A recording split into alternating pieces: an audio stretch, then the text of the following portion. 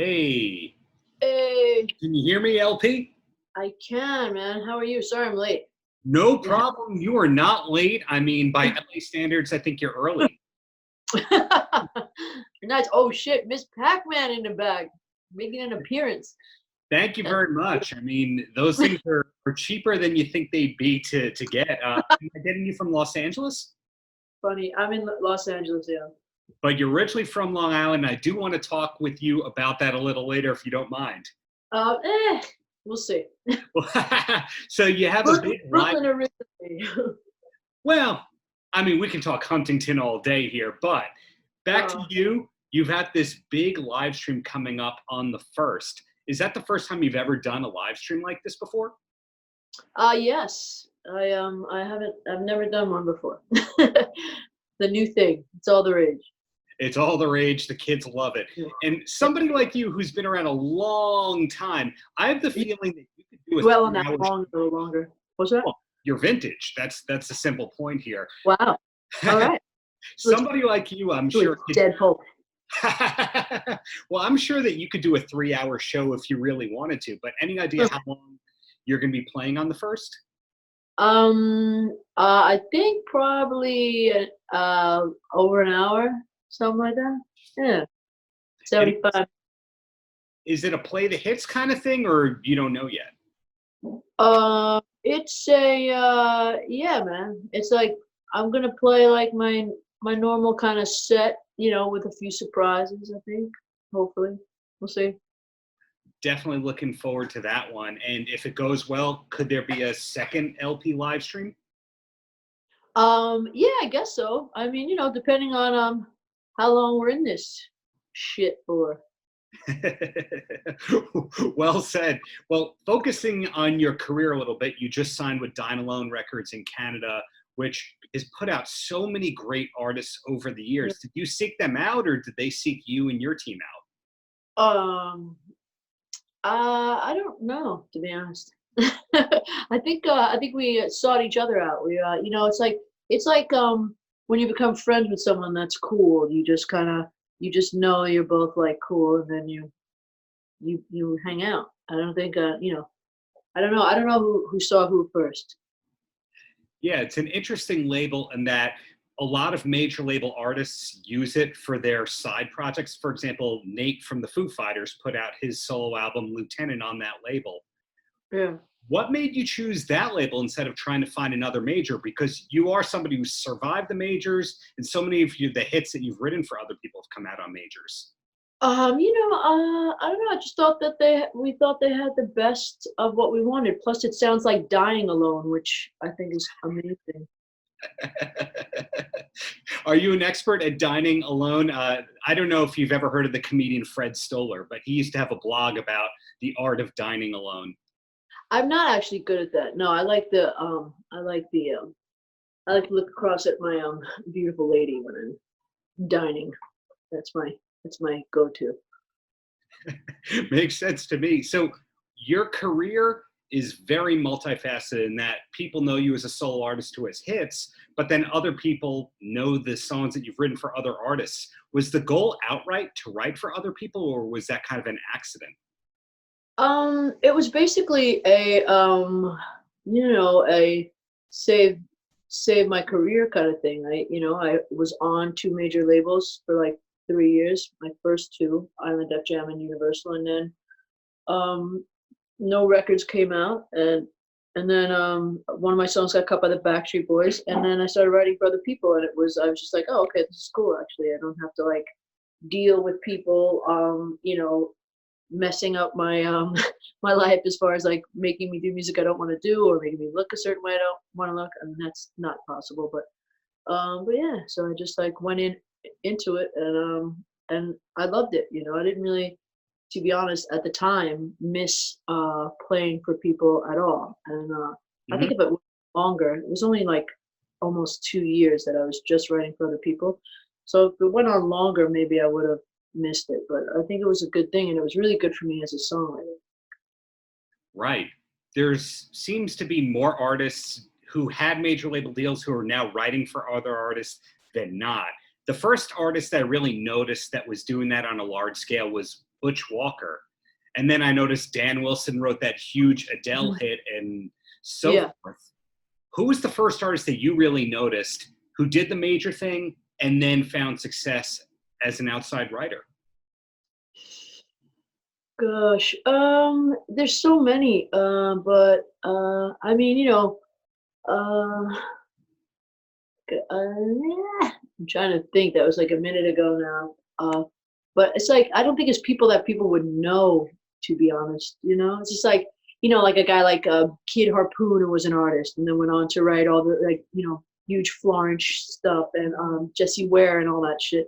There's just like I mean, there's hundreds of them. I mean, I think it's like to me though, songwriting is it's really one in the it's the whole thing. You know what I mean? It's like it's like some people can sing and get in front of a crowd and do the whole thing but really like if you can write songs, you can write songs. I feel like that's like the main thing that's like that makes an artist, and it's I think that's mostly what I'm concerned about is the song aspect of everything. So because without the songs there is no artist career. So when you're writing, do you have to be in the mood, or do you just say we're going to be writing at 11 o'clock tomorrow and we're going to have something? No, I don't have to be in the mood because I was a writer, and when you're only a writer, that's what you have to do. There's no like, oh, do you feel like writing today? Are you inspired? Do you feel good? You do? Okay, good. Nobody gives a shit. You just like, it's just like, I call it like gun to your head songwriting. You're like, okay, all right. So no sandbox in your LA living room? No. Well, I like to ask that kind of stuff. There's artists that I know that became outside writers who look at it as channeling the energy or the persona of the person that they're writing for. And in turn, they're never at a shortage of material. It could be a dude who's 50 writing for a lady who's 20. And he's like, yep, I got the ideas right there. Do you have to get method, or really is it just the same answer? I mean, it's, there's so much at play. Like, it's like, again, it's like meeting a friend. It's like, I've had people walk in the room and people have done it to me, like when I was like on that hustle of like, being an artist and writing bigger writers.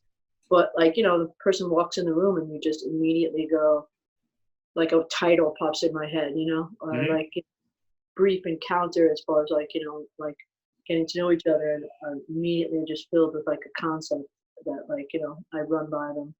So I think it's I think songwriters often are very intuitive. They just kind of immediately like kind of pick up on what's going on. Are there scraps of paper everywhere around you? No, that's all my phone. So scraps of text messages. Got it. Yeah, it's nice. That's what's nice. It's like consolidated now. And for people that are more fans of your artist career, signing a Dine Alone means that there's another record about to come out? Yeah. And can you please tell me more about that? Because I would like to know.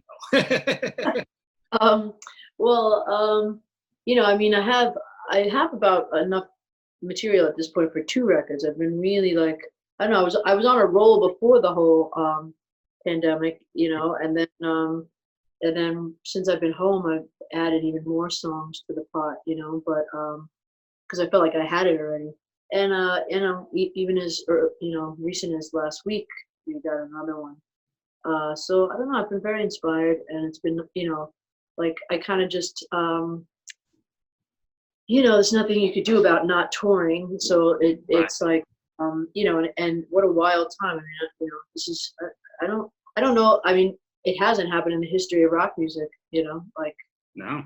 So it is a kind of an interesting time to like. There's never been a time where it wasn't like everybody was just like running past you if you couldn't do something. You know what I mean?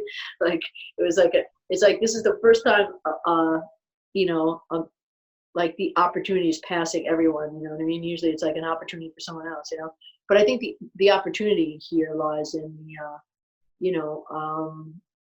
writing and the accumulation of songs. But I think I feel like the next record, it feels really good. I don't know. I have this like kind of, when I finish a record, I can't do the expectation thing because I've gotten nailed with that a couple of times. Once of my own expectations and once of label expectations where they just were like, oh, this is going to be great. We're going to do this. We're going to do this, and then you're just like, So I just like I kind of just but I feel I feel like I have a clean like kind of vision of it. I just it feels like the material feels right. So I'm just very excited. It's almost like I never want time to pass too quickly. I want to like live it, but it's like I'm kind of I get like can't wait till drop the whole album. But we're gonna keep dropping stuff. I'm glad to hear that there's plenty more that'll be coming out, and this is by no means the end. So that's all great news. It's not the end. No, Indeed. It's only the beginning. Sure. Well, bringing it back because we are semi-limited on time here. Your Long Island roots super intrigue me as a person who moved back to Long Island and lives on Long Island and all that. Where do you live? Long Beach. Did you ever come out here? No. Joan Jett lives on our block. 2 members of Taking Back Sunday live down the block. Yeah, I'm sure I've been there, but yeah, man, go ahead. Tell me how much you love Long Island. No, I love 4 towns on Long Island in total. And one of them that I love is Huntington, which you have some roots in. But when people talk about Long Island's history and all the great artists, they usually say the same 5 names over and over again that we hear. Billy Joel. Well, exactly. We might hear Public Enemy if the people are cool. We'll hear the Stray Cats. We'll hear all that kind of stuff. But I don't remember hearing that LP was from Long Island, even though you had a record deal as early as the early 2000s. Yeah, it's not really like, to me, it's not my town because it's like I was born in Brooklyn and then was out there and then moved to Manhattan. So I kind of consider Manhattan, Brooklyn, my roots, so I don't even really identify with that. But, it's a great place. You raise your kids there. It sounds beautiful. By the water, it's beautiful. You got the sandy beaches if you want. You got the rocky beaches. Hey, it's nice. Good. Exactly. I'm happy for you. That's good. You made it out just like Rick Rubin made it out of this town, and so great kid. Bye. Exactly. Oh, it's good. There's so many places in the world to be. It's lovely. It's nice. I got one stupid question, and then I got my closer. You ready? All right, go ahead. Stupid question here.